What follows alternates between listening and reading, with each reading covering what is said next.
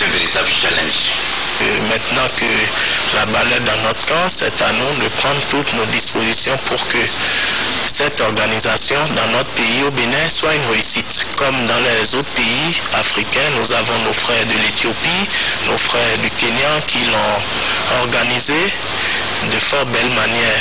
Avant nous, il sera question pour nous-mêmes, ministère des Sports, avec le ministre Montiol, le président de la Fédération béninoise d'athlétisme, de montrer notre savoir-faire en termes d'organisation, parce que nous attendons quand même à peu près 800 athlètes avec peut-être 200 à 300 officiels, vos collègues de la presse africaine et de la presse internationale. Donc je vous dis, c'est une grosse organisation, c'est un grand challenge, c'est plus qu'en termes d'organisation et de mobilisation, à la limite c'est plus que l'organisation d'une Coupe d'Afrique.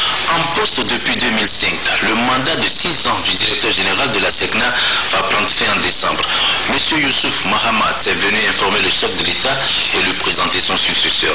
Les discussions ont porté aussi sur l'avenir de la SECNA ainsi que sur les enjeux et défis auxquels l'agence est confrontée.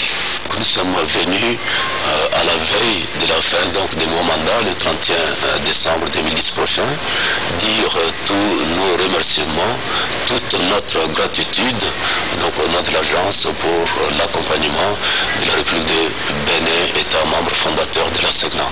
Ça a été aussi l'occasion de présenter mon successeur, futur successeur, qui prendra ses services le 1er janvier 2011. Il a été élu par la communauté des États membres de la SECNA le 18 au mois de juillet 2010 à Moroni, aux Comores. Il s'agit de M. Amadou Ousmane Guité qui est là à mes côtés. Il prendra service le 1er janvier 2011. En marge du sommet de la francophonie tenu fin octobre à Montreux en Suisse, le président Boniaï avait rencontré la présidente suisse avec qui il a eu des entretiens sur plusieurs sujets, notamment la LEPI, les inondations. À la suite de ces entretiens, la Suisse a décidé de soutenir la LEPI ainsi que les populations sinistrées du Bénin. C'est cela que l'ambassadeur du Bénin en Suisse est venu dire au chef de l'État. La Suisse a décidé d'accompagner le Bénin pour un montant de 2 millions de francs suisses, l'équivalent de 2 millions de dollars qui sont déjà là, disponibles, et nous allons engager les actions pour pouvoir entrer dans ces fonds. Les fonds sont déjà à Cotonou. Ensuite, en ce qui concerne les inondations, la Suisse, après l'appel lancé en direction des organisations internationales ainsi que de certains États, la Suisse a déjà mis à la disposition du Bénin 200 000 francs suisses, ce qui veut dire 200 000 dollars.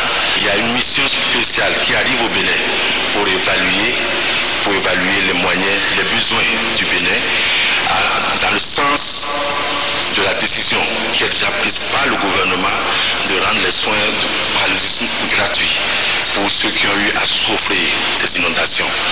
Également, cette mesure, ce ne serait pas une mesure conjoncturelle, ce serait une mesure qui va rester, qui va être pérenne.